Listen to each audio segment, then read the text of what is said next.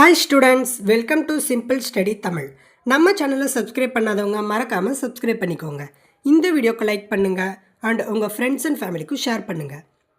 இந்த வீடியோவில் நம்ம 12th standard half yearly question paper தான் அனலைஸ் பண்ண போகிறோம். இந்த வீடியோவை ஃபுல்லாக பாருங்கள். இந்த கொஷின் பேப்பரில் இருக்கிற கொஷின்லாம் நல்லா பார்த்துக்கோங்க. இதில் இருக்கிற 1 மார்க்ஸ் 2 மார்க்ஸ் அண்ட் 5 மார்க்ஸ்லாம் நல்லா பார்த்துட்டு போங்க. இதில் இருக்கிற கொஷின்ஸ்லாம் வெரி இம்பார்ட்டன்ட் கொஷின்ஸ். எல்லா கொஷினையும் ஆப்ஷன் விடாமல் பார்த்துக்கோங்க. நல்லா நீட்டாக ப்ரெசன்டேஷன் பண்ணுங்கள்.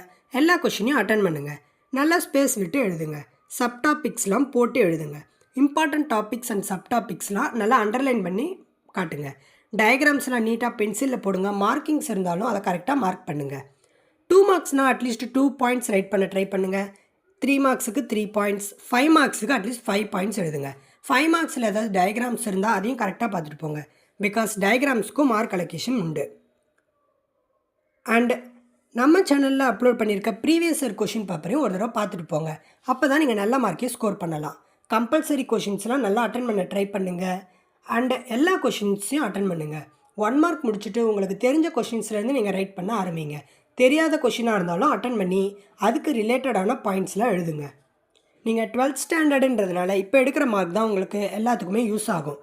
ஸோ இந்த ஆஃப் இயர்லி எக்ஸாமை உங்கள் பப்ளிக் எக்ஸாம் மாதிரி நினச்சிக்கிட்டு ஃபுல் மார்க் எடுக்க ட்ரை பண்ணுங்கள்.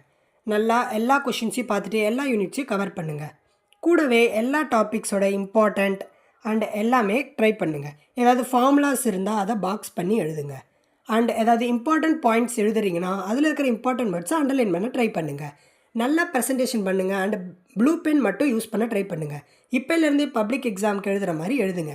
நம்ம சேனலை சப்ஸ்கிரைப் பண்ணாதவங்க சப்ஸ்கிரைப் பண்ணுங்கள். கூடவே உங்கள் ஃப்ரெண்ட்ஸ் அண்ட் ஃபேமிலிக்கும் ஷேர் பண்ணுங்கள். தேங்க்ஸ் ஃபார் வாட்சிங் த வீடியோ. தேங்க்யூ.